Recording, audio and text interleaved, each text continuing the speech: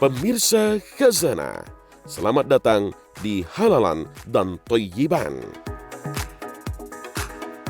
Siapa yang tak kenal sushi? Ya, hidangan khas Jepang ini kini sudah banyak beredar di Indonesia.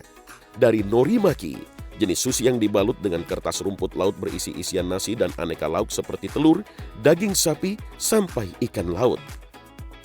Kemudian jenis nigiri yang disajikan dengan nasi dengan potongan ikan mentah. Mulai dari ikan salmon, tuna, cumi-cumi, belut atau gurita.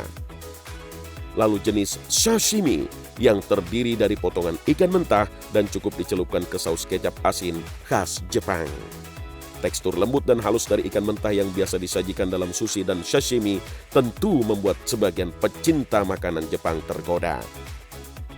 Tetapi, di tengah populernya kuliner khas negeri Sakura ini, muncul beberapa pertanyaan terkait status kehalalan dan thayyib atau kebaikan daging ikan mentah ini. Sebenarnya, bagaimana syariat mengaturnya? Dalam sebuah hadis, Rasulullah SAW menjawab tentang hukum hewan yang hidup di laut. Hadis ini sebenarnya adalah jawaban atas pertanyaan tentang kebolehan berwudu dengan menggunakan air laut. Suatu ketika ada serombongan sahabat melakukan perjalanan di laut lepas. Bekal air yang mereka bawa sangat terbatas, sehingga hanya cukup untuk minum dan tidak untuk berwudu. Lalu mereka pun berijtihad untuk berwudu menggunakan air laut. Sekembalinya mereka bersama Rasulullah, kemudian mereka menanyakan perihal wudu dengan air laut. Jawaban Rasulullah pun singkat dan tegas. Laut itu suci airnya dan halal bangkainya. Dari penjelasan Nabi SAW ini jelaslah bahwa jangankan darah ikan, bahkan bangkai ikan sekalipun tetap halal dimakan. Status kehalalan bangkai ikan itu juga diperkuat dengan adanya hadis lainnya. Dari Ibnu Umar radhiyallahu anhuma berkata bahwa Rasulullah SAW bersabda, telah dihalalkan untuk bagi kita Muslim 2 bangkai dan 2 darah. 2 bangkai itu adalah ikan dan belalang, sedangkan 2 darah itu adalah hati dan limpa.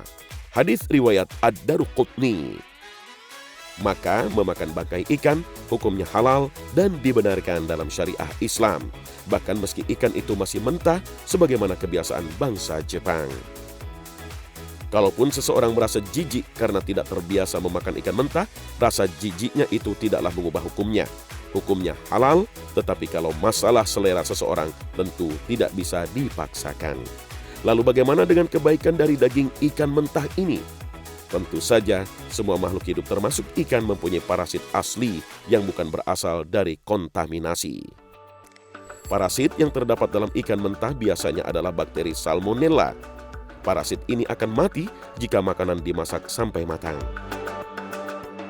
Dalam sushi dan sashimi, ikan yang digunakan biasanya telah dibekukan pada suhu minus 20 derajat Celcius selama 7 hari, atau dibekukan pada minus 35 derajat Celcius selama 15 jam. Pembekuan ini bertujuan untuk membunuh parasit yang ada di ikan.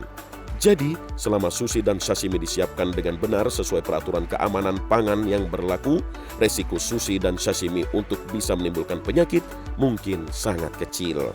Asalkan dalam penyajiannya tetap memperhatikan kesegaran ikan, kebersihan, dan pengolahan. Tetapi perlu diingat, segala sesuatu yang berlebih tentu tidaklah baik.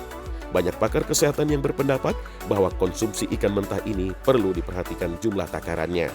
Kandungan merkuri dalam ikan mentah bisa menjadi racun jika mengendap di dalam tubuh dalam jumlah besar. Wallahu a'lam bishawab.